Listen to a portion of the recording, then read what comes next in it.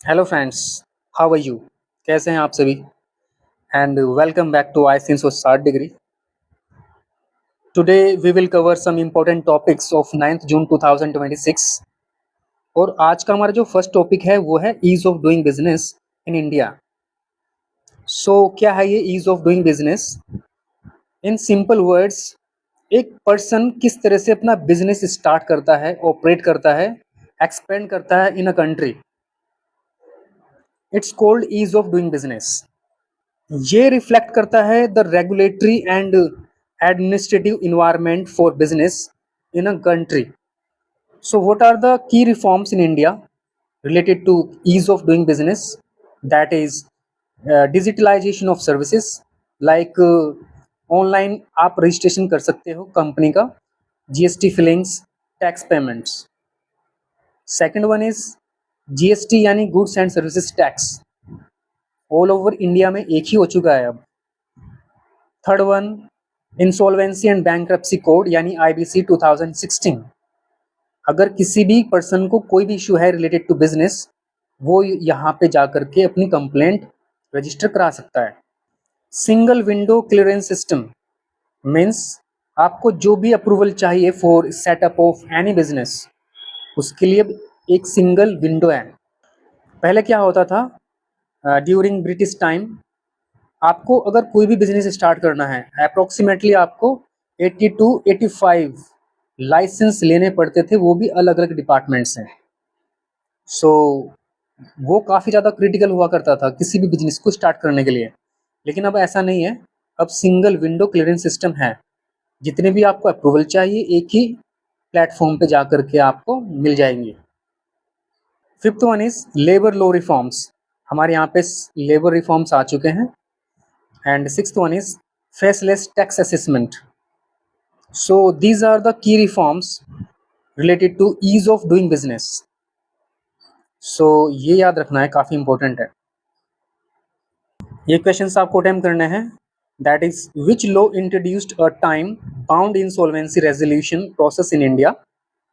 And second one is what is the major objective of the single window clearance system. So ये दो questions हैं।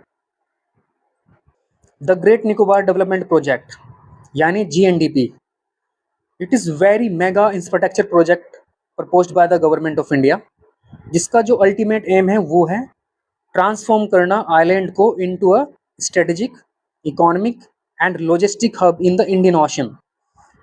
ये काफ़ी important project है of government of India.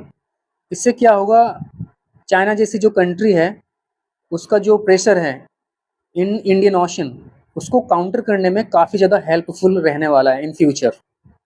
सो काफ़ी ज़्यादा इंपॉर्टेंट प्रोजेक्ट है ये। की components of the project, first one is international container transshipment terminal बनाया जाएगा एट बिलाथे बे में। Second one is greenfield international airport for civilian and military use, ये भी यहाँ पे बिल्ड किया जाएगा। Third one is township development किया जाएगा for population growth and economic activities के लिए। And last one is gas and solar based power plant बनाए जाएंगे, जिससे कि एनर्जी की जो रिक्वायरमेंट है उसको फुलफिल किया जा सके। So these are the major component of Andaman project, याद रखना है आपको। ये कुछ क्वेश्चंस हैं जो कि आपको अटेम्प्ट करना है। First one is which major maritime route lies close to great Nicobar island. Second one is which of the following is a key component of the great Nicobar development project. Philippines earthquake 2026, हाल ही में 7.8 magnitude का earthquake record किया गया है इन Philippines, जिसका epicentre है सारंगी प्रोवेंसी, जो कि लोकेटेड है इन मिंदानो रीजन ऑफ फिलीपींस। सो याद रखना है ये फिलीपींस में किस लोकेशन में आया है अर्थक्वेक। एंड ये क्वेश्चन आपको अटेम्प्ट करना है। The 2026 earthquake primarily affected which region of the Philippines. Nilgiri tahr, Nilgiri tahr is an endangered species of goat, जो कि एंडेमिक है to western Ghat of India only. Endemic means किसी एक पर्टिकुलर प्लेस पे कोई स्पीसीज अगर मिलती है उसी को हम बोलते हैं एंडेमिक स्पीसीज। ये किसी भी फ्लोरा की हो सकती है या फिर फोना की हो सकती है। ये हमने देख लिया है कि IUCN की रेड लिस्ट में ये इंडेंजर्ड है। Conservation efforts, project Nilgiri tahr launch किया गया था by government of Tamil Nadu in 2022 to conserve Nilgiri tahr. Also आपको ये याद रखना है कि जो नीलगिरी ताहर है वो स्टेट एनिमल है ऑफ तमिलनाडु, याद रखना है आपको। ये क्वेश्चन आपको अटेम्प्ट करना है। Nilgiri tahr is endemic to which region of India? And second one is what is the IUCN status of Nilgiri tahr? E85 fuel rollout in India. What is E85? Basically E85 is a blend fuel जिसमें 85% ethanol and 15% petrol यानी gasoline होती है। Primarily ये जो fuel है वो use किया जाएगा इन फ्लैक्स फ्यूल व्हीकल्स, जो कि गैसोलीन या फिर एथेनॉल के थ्रू चलाए जा सकते हैं या फिर दोनों के कॉम्बिनेशन से भी चलाए जा सकते हैं। क्या बेनिफिट्स है इसके? फर्स्ट है रिड्यूस क्रूड ऑयल इंपोर्ट, हमारा जो क्रूड ऑयल हम बाहर से इंपोर्ट करते हैं वो रिड्यूस हो जाएगा। लोअर कार्बन इमिशन होगा, फार्मर्स को काफ़ी हेल्प मिलेगी। रिन्यूएबल एनर्जी को प्रमोट करने में काफ़ी ज़्यादा हमारी मदद करेगा एंड रूरल इकोनॉमी को बूस्ट करने में भी हमारी काफ़ी ज़्यादा मदद करेगा ये। सो काफ़ी टर्निंग पॉइंट होने वाला है इंडियन इकोनॉमी के लिए। ये क्वेश्चन आपको डैम करने हैं। What does E85 fuel contain? And second one is E85 fuel is mainly used in land port management system यानी LPMS। What is LPMS?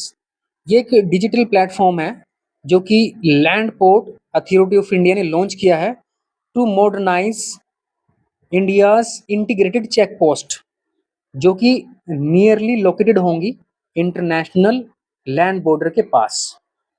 Ultimate जो इसका एम है वो है प्रमोट करना seamless movement of passengers, cargo, vehicles, जिससे कि security, transparency and efficiency manage की जाए एट इंटरनेशनल बॉर्डर। सो याद रखना है लैंड पोर्ट मैनेजमेंट सिस्टम। ये क्वेश्चन आपको अटेम्प्ट करना है। What does LPMS stand for? And second one is PLPMS has been developed by which organisation? Zojila tunnel achieve final breakthrough. ये strategically काफ़ी ज़्यादा इम्पोर्टेंट प्रोजेक्ट है ऑफ गवर्नमेंट ऑफ इंडिया, जो कि कंस्ट्रक्ट किया जा रहा है beneath Zoji La pass on Srinagar Kargil Leh highway पर।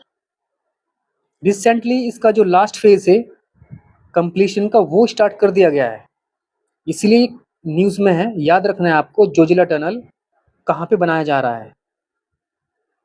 एंड ये क्वेश्चन आपको अटेम्प्ट करना है। The Zoji La tunnel is being constructed between, and second one is the Jojila tunnel is being built beneath. India expanded its nuclear arsenal in 2025. So according to Stockholm International Peace Research Institute यानी SIPRI, India ने अपना nuclear Arsenal increase कर दिया है from 172 इन 2024 से 180 इन 2025।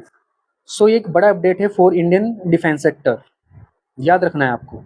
And ये question आपको attempt करना है। Which organization released the report stating that India expanded its nuclear arsenal in 2025? And second one is SIPRI stands for. तो my friend, my dear friend, आज के लिए बस इतना ही है and thank you for your cooperation, your support.